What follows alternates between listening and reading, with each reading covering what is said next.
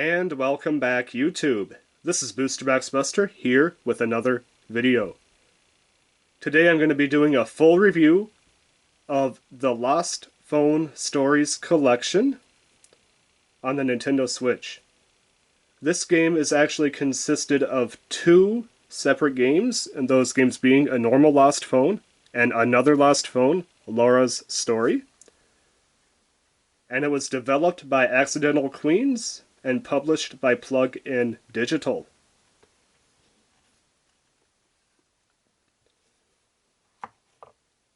As far as classification, it's really hard to classify what category, what type of game this is, as it's about 95% reading, like text messages and just emails, chat rooms, all that type of stuff.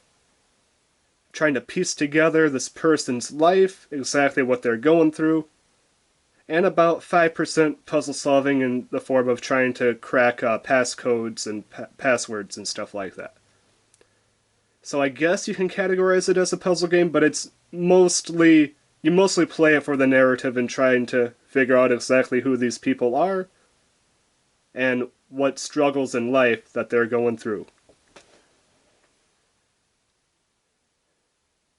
With that said, how each game progresses is you first start off by reading simple, basically text messages from friends, family members, and co-workers, just mundane stuff like happy birthday, see you at lunch, hey, how are things going, you want to hang out sometime. Very mundane text with a few more important things spread throughout, but mostly just very mundane text. And then you will eventually find the passcode for the network, basically the Wi-Fi, which grants you access to their emails, and then from there the game gets a lot more intense with much heavier dialogue, much more, how would I describe it? Intense, not intense, but real life dialogue, I guess I should say. Like actual troubles that they're going through in real life.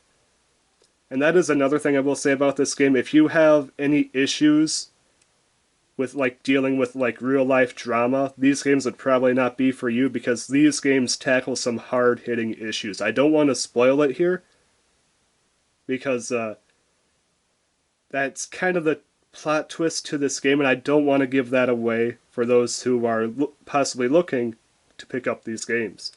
I will say that both games tackle something completely different, but it's very real life, very close to home for some people out there. So please keep that in mind. These do tackle real life issues, so please keep that in mind. I will say this, the narrative for both games was actually really well done. I did like A Normal Lost Phone better than Laura's Story. I thought that the first game had just a little bit more to it. It felt a little longer, felt a little more fleshed out, felt a little more just overall, I guess I would say, fulfilling when you got to the end of it compared to Laura's Story. Laura's Story was also very good. It just felt like it didn't have the punch or impact that the first game had. I did enjoy both games. They were fairly fun to play. And like I said, once you figure out the passcodes to everything, the game is literally, you can speed run it in less than a minute probably, 100%. However, you don't play it for that reason, you play it for the narrative. The narrative is the main reason to play these games. It's so hard to review these games without giving away the story to them. I will say this, you can play in two separate ways. You can play basically touchscreen like a touch phone, and then you just flip it on its side, and it scrolls up and down just like any average touch phone. Or you can play it in a side view here. The screen kind of gets cut in half, but you can also play it in a side view, at least for the first game. I don't know why, but Laura's Story, my Joy-Con would not work for that game. It, like, I would have the setup like this, and it would register one Joy-Con, but the other one, it was like, nope, it ain't happening, bro. And I'm like, come on. And not only that, but in the second game, if you switch it to the side mode, the screen gets cut into like a quarter of the screen. I mean, everything is so tiny, it's not even worth playing Laura's Story. And side in this style, you better out. You almost are forced to play it in touchscreen mode, which is a bit of a letdown for a game of this quality. The game will last however long or however fast you can read. If you're a fast reader, it's going to go by quicker. And if you're quick to solve the password cracking, you're also going to finish this game awfully quick. So take that in mind. The length of the game will depend on how fast you are at reading and how quick you are to solve the passcodes. I did have to look one passcode up because I don't know why I just could not solve it. And then once I realized what it was, I was like, oh, it was that simple? So yeah, I felt a bit of a shame, but I spent literally a good 30 minutes trying to figure out that passcode, and I could not beat it, or I could not figure it out. And that was in the first game. That first game I had that issue, which annoyed me a little bit, but once again, once I realized what it was, I was just like, oh, it's kind of like it was that simple. Other than that, it's hard for me to really, like I said, say much more about these games without going into it without spoiling the story. So with that said, I'm going to give my final verdict here for scores, and then after I announce the scores, I will do a spoiler section, just in case you want to know what these games are about before you buy it. I'm giving you fair warning. After I announce the score, I'm going to do a small spoiler section. So I'm going to review each game. A normal Lost Phone, I give a 7.5. I really liked it, but I can't give it much more than that just because it's hard to classify it as much of a game when you only have about 6 to 7 passwords that you have to crack, and then the rest of it's reading. Laura's Story, although very, like I said, I really want to give it the same score, but because of the Joy-Con issue, and I tried multiple times, so either I have a messed up Joy-Con, or whatever reason the Joy-Con just doesn't want to work for this particular game, I'm going to knock it down to a 6.5. And the other part of that score is the really shrunken down sideways screen. It's just not worth it to play it in any other way except for a touchscreen for Laura's Story. So with that said, you average it, the total game gets a solid 7 out of 10 from me for Lost Phone Stories collection. 7 out of 10, both games combined. Great experience if you want to play something completely different and just enjoy a good narrative that tackles some really hard-hitting real-life issues.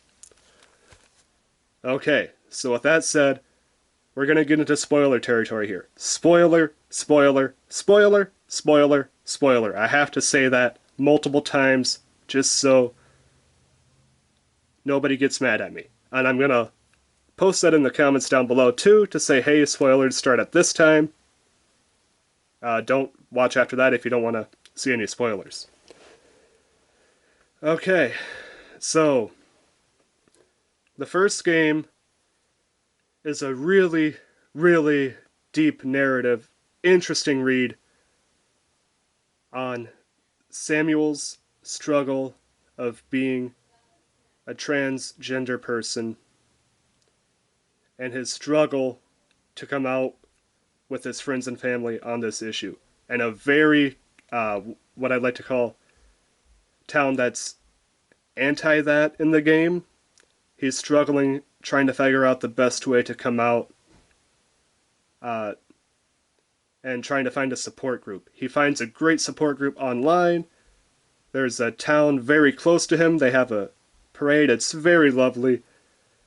However, his struggle still remains with his family and some of his close friends that don't believe in that type of stuff. So it's a very fascinating story about his struggle trying to come out as a transgender person. It is a fantastic read. I definitely recommend it.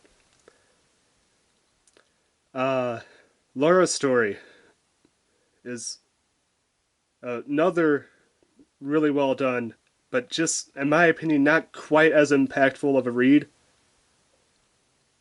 as a normal Lost Phone. In this one, Laura struggles with a domestic abuse relationship. She doesn't know it until much later.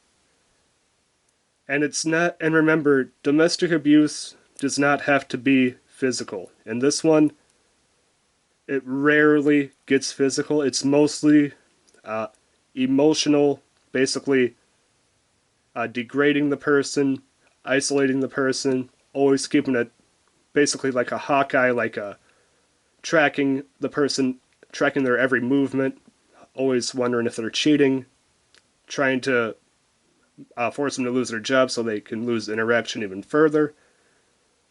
That is the struggle that Laura deals with. She breaks out of it, and it is a fantastic read to see her struggle through all this. It is, and see her ultimately successfully escape the relationship and find help and become make a better life for herself afterwards. It is, they're both fantastic. I like them a lot. I wonder if this studio ever decides to do a third one. There's one big issue out there that I'm sure a lot of people are probably thinking of too that would be perfect for a game for them. And I don't want to say the word because I don't think YouTube likes that word, but it has to do with I